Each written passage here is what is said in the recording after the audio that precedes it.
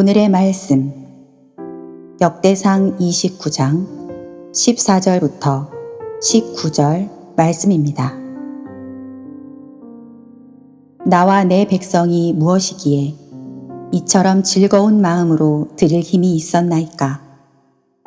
모든 것이 주께로 말미암아 싸우니 우리가 주의 손에서 받은 것으로 주께 드렸을 뿐이니이다. 우리는 우리 조상들과 같이 주님 앞에서 이방 나그네와 거류민들이라. 세상에 있는 날이 그림자 같아서 희망이 없나이다. 우리 하나님 여호와여, 우리가 주의 거룩한 이름을 위하여 성전을 건축하려고 미리 저축한 이 모든 물건이 다 주의 손에서 왔사오니 다 주의 것이니이다. 나의 하나님이여, 주께서 마음을 감찰하시고 정직을 기뻐하시는 줄을 내가 아나이다. 내가 정직한 마음으로 이 모든 것을 즐거이 드렸사오며 이제 내가 또 여기 있는 주의 백성이 주께 자원하여 드리는 것을 보오니 심히 기쁘도소이다. 우리 조상들 아브라함과 이삭과 이스라엘의 하나님 여호와여, 주께서 이것을 주의 백성의 심중에 영원히 두어 생각하게 하시고 그 마음을 준비하여 주께로 돌아오게 하시오며 또 내 아들 솔로몬에게 정성된 마음을 주사 주의 계명과 권면과 율례를 지켜 이 모든 일을 행하게 하시고 내가 위하여 준비한 것으로 성전을 건축하게 하옵소서 하였더라. 아멘. 자, 열정을 가지고 사는 것은 참 중요합니다. 열정은 반드시 행동으로 증명되어지게 되어 있죠. 열정이라고 하는 것은 우리 마음에 또 혹은 생각에 머물러 있어서는 결코 안 됩니다. 열정은 앞을 향해 나아가는 것이죠. 그래서 항상 보여줘야 되는 것입니다. 예수님은 성전을 사모하는 열심을 가지시고 성전을 정화하신 적이 있으십니다. 사모하는 열심만 갖고 있는 것이 아니라 행동으로 증명하신 것이죠. 열정으로 번역된 이 헬라어 젤로스라고 하는 단어는 두 가지 의미가 있어요. 사람, 사상이나 주의에 대한 열정적인 헌신의 능력이나 상태로서의 그런 열심을 나타내는 것이고, 또 하나는 가치 있는 목적을 향한 열심, 목적을 이루고자 하는 강렬한 어떤 경쟁 혹은 열렬한 평가, 찬미, 명성, 열광 등을 나타내는 의미가 있습니다. 우리가 우리 마음속에 열정을 품게 되면 그 열정은 반드시 행동으로 우리를 이끌어 주게 되어 있는 것입니다. 그러므로 열정은 있으나 행동으로 나타나지 않는다고 생각된다면 그것은 아직 내 안에 열정이 부족함을 우리는 깨달을 필요가 있는 것이죠. 열정이라고 하는 것은 마치 해녀가 물속에서 물질을 하다가 숨을 쉬기 위해 물 밖으로 나오려고 마지막 숨을 내쉬며 수영을 하는 것과 같은 겁니다. 지금 내가 물 밖으로 나오지 않으면 내가 죽을 수도 있다는 그런 생각으로 살기 위해 몸부림치는 그 행위, 그 행위의 시작이 바로 이 열정에 있다는 것이죠. 뭔가 가치 있는 일을 이루기 위해서는 이만큼의 열정은 필요한 것입니다. 이것이 아니면 내가 못 살 것 같다. 이거 아니면 나 살 수 없다. 라고 하는 그런 마음의 결정, 그것이 바로 열정인 겁니다.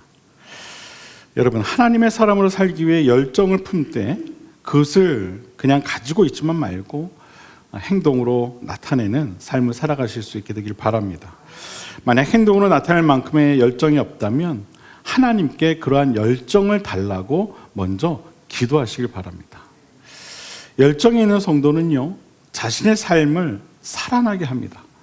그리고 자신의 가정을 살아나게 하고요, 자신이 섬기는 교회를 살아나게 합니다.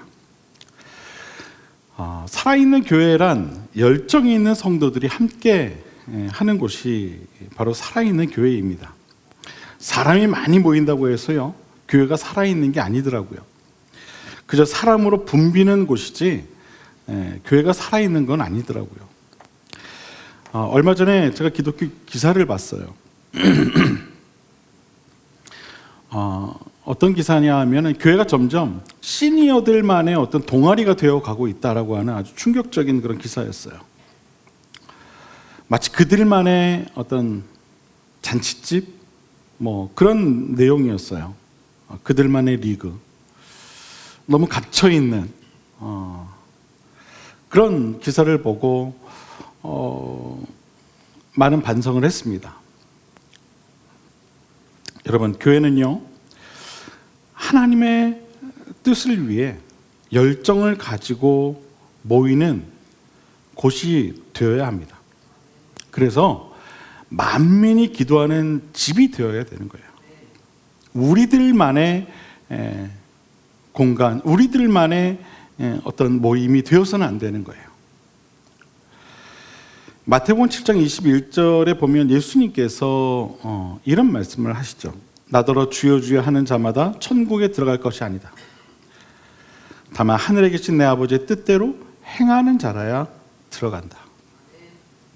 누구든지 나의 이 말을 듣고 행하는 자는 그 집을 반석 위에 지은 지혜로운 사람이다. 비가 내리고 창수가 나고 바람이 불어 그 집에 부딪히되 무너지지 아니하니 이는 주추를 반석 위에 놓은 까닭이다. 주님의 말씀이에요. 여러분, 교회는요, 하나님의 말씀 위에 세워져야 돼요. 그런데 이 하나님의 말씀 위에 세워진다라는 것은 그 교회를 구성하고 있는 모든 구성원들이 하나님의 말씀 위에 세워져 있어야 한다는 것을 말하는 거예요. 그래야 그 교회가 반석 위에 세워진 교회가 될 수 있는 것이죠. 하나님의 말씀 위에 세워진 교회가 진정한 성전이 되는 것이고, 교회가 성전이 되는 이유가 바로 여기 있는 거예요. 성전이 뭡니까? 성전은 거룩한 집이죠. 하나님께서 거하시는 곳이기 때문에 거룩한 집이라고 말하는 거예요. 그래서 성전이라고 말을 하는 겁니다. 헬라어로는 히에론이라는 단어를 사용하는데 이것은 성소, 거룩한 영역을 뜻하는 거예요. 성소, 거룩한 영역. 우리 이 성전에서 하나님을 만나고 하나님과 대화하고 하나님의 말씀을 듣습니다. 이러한 교회는 하나님을 향한 열정으로 가득해야 하죠. 교회는 하나님을 향한 마음이 충만해야 하는 곳이에요. 마가복음 7장에 보면 수로보니게 여인이 예수님을 찾아올 때 다른 걸 생각하지 않죠. 그저 예수님만을 생각하며 와요. 그리고 그 발 아래에 엎드렸어요. 이것이 교회를 찾는 열정 있는 성도의 참된 모습이 되어야 하는 거예요. 사랑하는 여러분, 하나님이 거하시는 교회를 사모하는 마음과 열정으로 충만하시길 바랍니다. 오직 하나님만을 생각하며 하나님만을 사모하며 하나님의 집을 하나님의 말씀으로 세우기 위한 그러한 마음의 열정으로 충만하시게 되기를 바랍니다. 오늘 본문을 보면은요, 다윗이 솔로몬을 왕으로 세우면서 그동안 자신이 성전을 짓기 위해 수고하고 애쓴 모든 내용들을 기록한 후에 이 모든 것이 다 하나님의 은혜를 고백하면서 솔로몬을 통해 준비되어진 것으로 하나님의 집인 성전을 지을 것을 기도하는 내용이 나와요. 다윗은 그러면서 솔로몬을 위해 어떤 기도를 하냐면 이런 기도를 해요.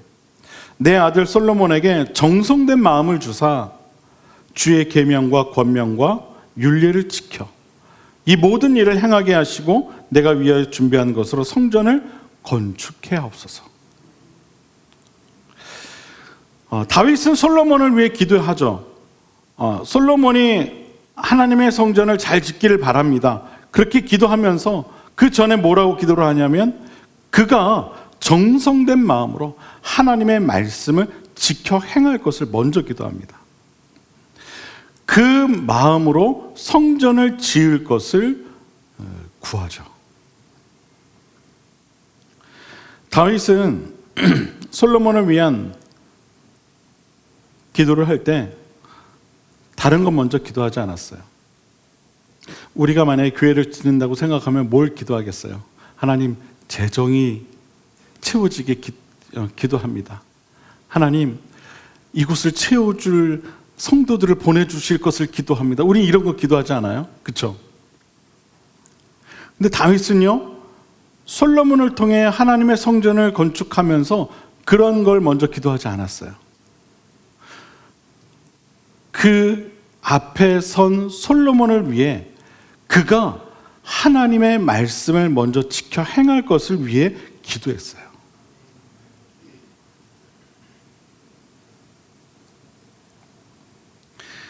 여러분, 우리는 하나님의 성전을 사모하는 마음으로 세워나가되 정성된 마음으로 하나님의 말씀을 지켜 나가는 것으로부터 세워 나가야 한다는 사실을 여러분 꼭 기억하실 수 있게 되길 바라요.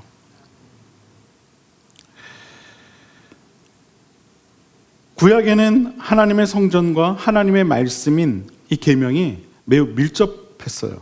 왜냐하면 구약 시대에는 성전에서만 하나님의 말씀이 선포되어졌거든요. 지금 우리가 살고 있는 시대는 뭐 어디서든 하나님의 말씀을 들을 수도 있고 선포할 수도 있지만 구약 시대는 그렇지는 않았어요.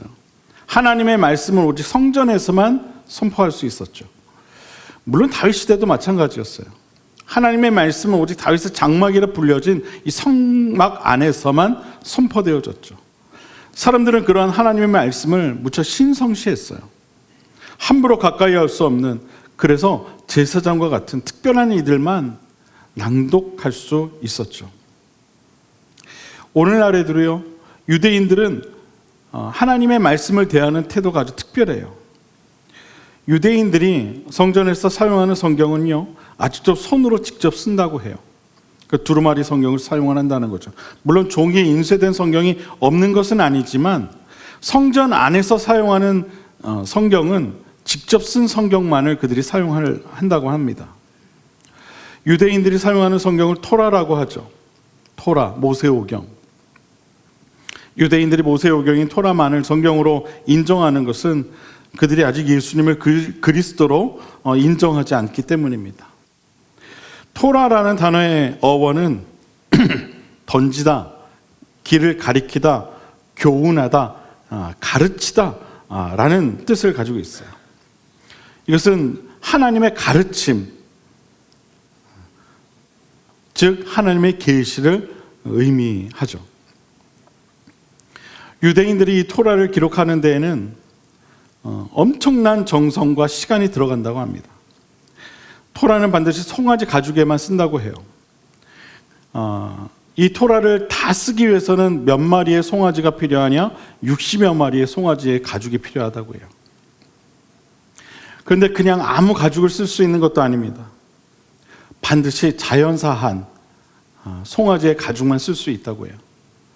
그러니까 하나님의 이 말씀을 기록하는 데 있어서 사람이 죽인 동물의 가죽을 쓸 수 없다는 거예요. 불경하다는 거죠. 그래서 반드시 자연사한 송아지의 가죽만 사용을 하는데 그 송아지의 가죽이 약 60여 마리의 송아지 가죽이 필요하다는 거예요. 유대인들이요, 토라를 쓸 때에는 지켜야 할 규칙들이 참 많이 있어요. 먼저 토라를 기록하다가 하나님이라고 하는 단어가 나오면은요, 그것을 기록하던 것을 멈추고 가서 목욕 재개를 하고 와서 써야 돼요. 정결치 않은 몸으로 하나님이라고 하는 단어를 쓸 수 없다는 거죠. 그리고 철이 들어간 펜을 사용을 안 합니다. 철은 무기로 사용하고 사람을 죽이는 그러한 용도의 도구이기 때문에 이 철이라고 하는 도구로 하나님이라고 하는 단어를 사용을 쓸 수가 없다는 거예요. 그래서 반드시 붓으로 성경을 쓰죠. 그리고 성경을 쓰다가 틀리는 경우가 있지 않겠습니까? 쓰다가 보면 틀릴 수도 있잖아요. 그러면 다른 거는 다 그냥 가죽을 덧대서 쓸 수가 있다고 해요. 근데 하나님이라고 하는 단어를 잘못 쓰잖아요. 그럼 그건 처음부터 다시 써야 된다 그래요. 그래서 그들은 토라를 쓸 때 반드시 두 명이 한 조가 돼서 쓴다고 합니다. 혼자서 쓰다가 잘못 쓸까 봐, 혹은 잘못 쓴 것을 그냥 지나칠까 봐 항상 2인 1조가 돼서 토라를 쓴다고 해요. 그러니까 아무리 급한 일이 생기고 또 바쁜 일이 생겨도 빨리 쓰지 않고 천천히 그 말씀을 한 단어 한 단어 묵상하면서 쓴다고 합니다. 그래서 이 토라 모세오경을 처음부터 끝까지 쓰는데 걸리는 시간이 대략 3년이라고 하는 시간이 걸린다고 해요. 3년.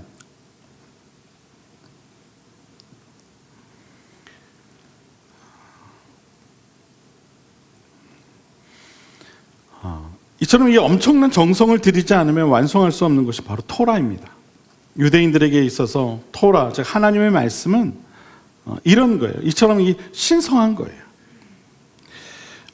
그들이 이처럼 하나님 말씀에 정성을 들이는 이유는 분명합니다. 여호수아 1장 8절에 보면 이 율법책을 내 입에서 떠나지 말게 하며 주야로 그것을 묵상하여 그 가운데 기록한 대로 다 지켜 행하라 라고 하나님께서 명령하셨기 때문에 그래요. 오늘 본문에서 다윗은 솔로몬을 위한 기도를 드리면서 이렇게 기도를 하죠. 정성된 마음으로 하나님의 계명, 즉 말씀을 지켜 행하게 하옵소서. 그리고 그 마음으로 하나님의 성전을 건축해 하옵소서. 여러분,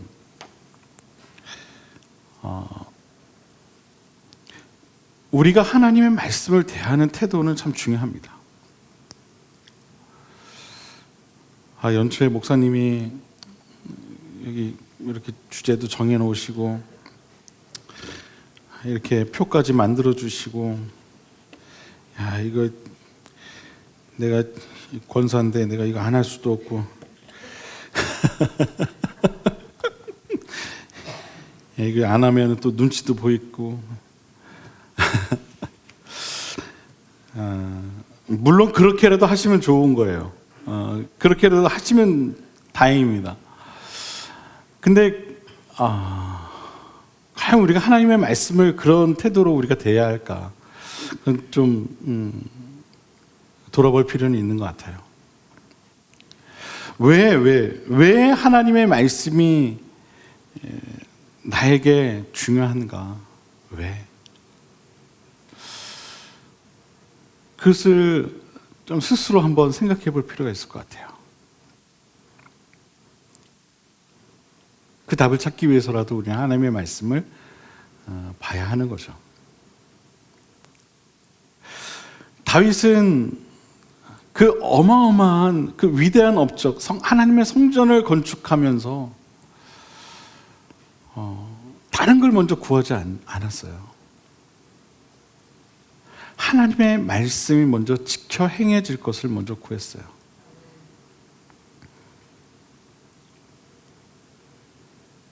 이 말씀이 주는 의미가 무엇인지를 우리는 좀 고민해 볼 필요가 있는 것 같습니다.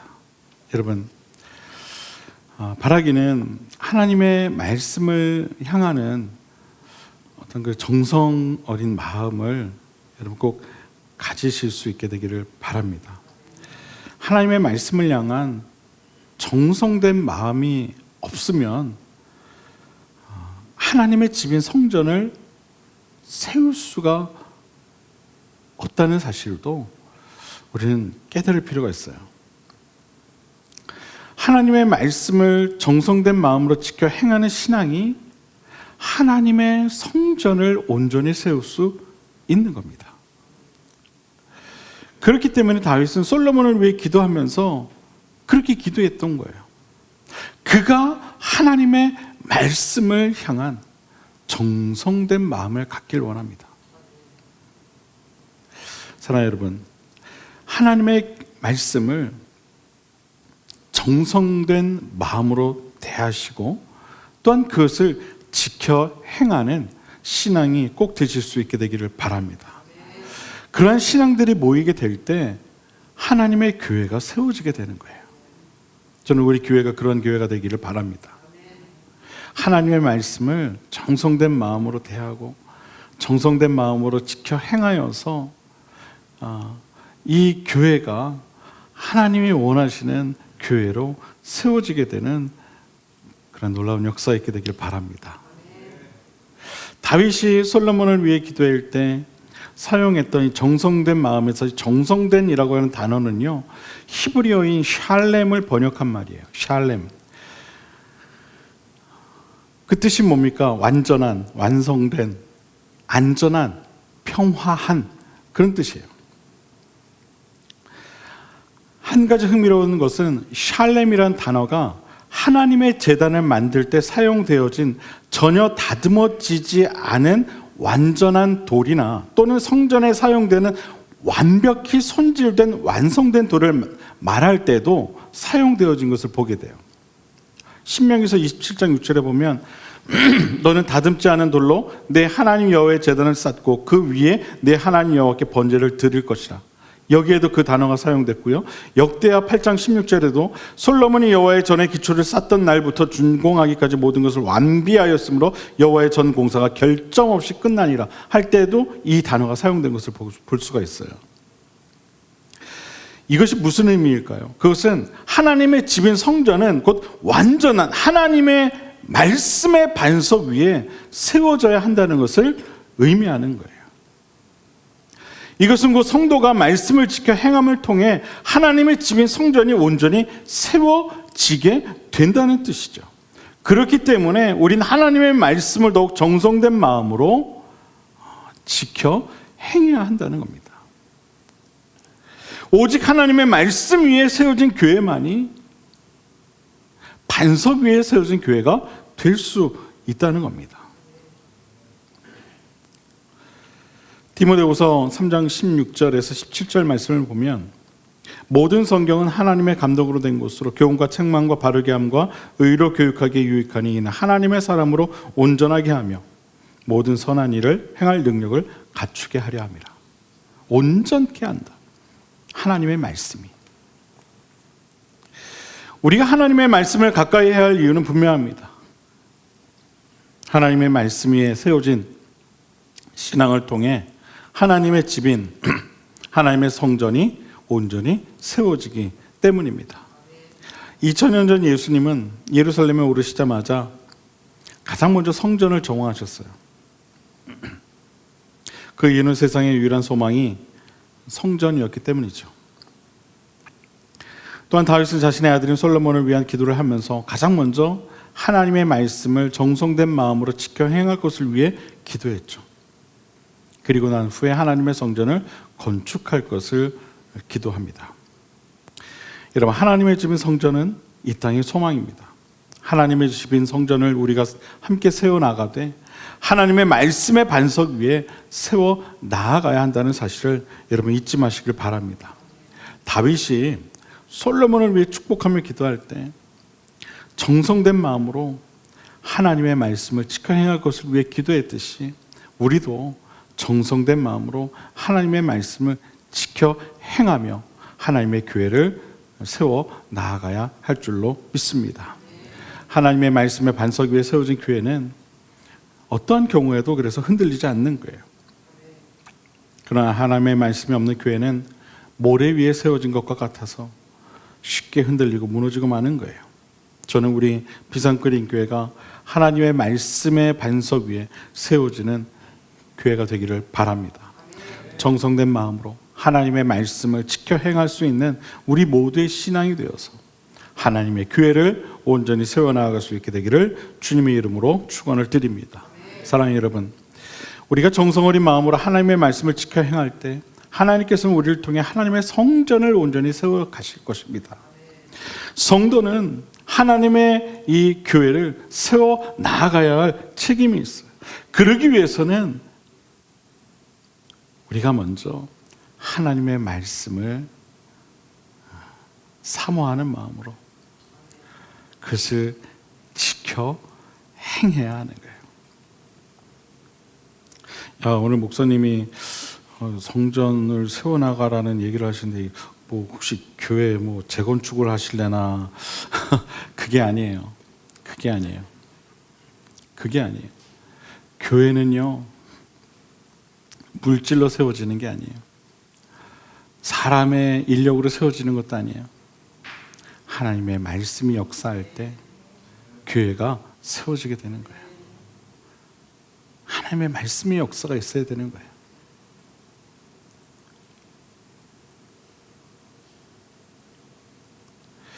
하나님의 말씀에 감동이 없고 하나님의 말씀의 역사가 없는데 제 아무리 많은 재물로 성전을 건축해봐야 여러분 그게 무슨 의미가 있겠습니까? 그냥 건물이죠. 그러나 하나님의 말씀에 감동이 있고 하나님의 말씀의 그 감동으로 세워진 교회는요, 그냥 건물이 아니에요. 그 곳이야말로 진정한 하나님의 교회인 거예요. 저는 우리 교회가 그런 하나님의 말씀으로 세워지는 교회가 되길 바라요. 우리 한 사람 한 사람이 정말 정성 어린 마음으로 하나님의 말씀을 지켜 행하며 우리 교회를 든든히 세워 나아갔으면 좋겠어요.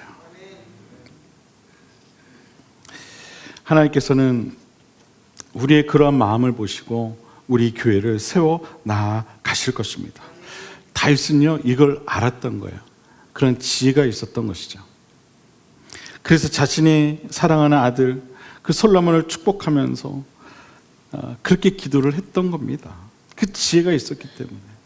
바라기는 우리도 이러한 다윗의 지혜를 깨달아 먼저 하나님의 말씀을 정성된 마음으로 지켜 행하는 그런 신앙이 되기를 바랍니다. 다윗과 같은 지혜가 함께하는 저와 여러분 모두가 될 수 있게 되기를 바랍니다. 복음에 대한 목마름,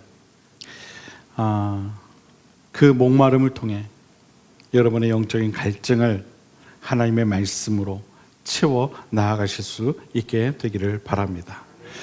이런 짧은 예화가 있어요. 어떤 영업사원이 판매할 수 있는 큰 건수를 놓치고 실망을 하고 있었어요. 그리고 회사에 돌아와서는 그 일을 한탄하면서 자기 직장 상사에게 이렇게 이야기를 했어요. 물가로 말을 끌고 갈 수는 있지만 말에게 물을 먹일 수는 없나 봅니다. 굉장히 멋있는 말 같아요. 그랬더니 이 상사가 이렇게 얘기를 했대요. 이보게 친구, 내 말을 잘 듣게. 자네의 일은 말에게 물을 먹이는 것이 아니라 말을 목마르게 하는 것이네. 야, 이 상사가 더 멋있는 말을 한 것 같지 않아요?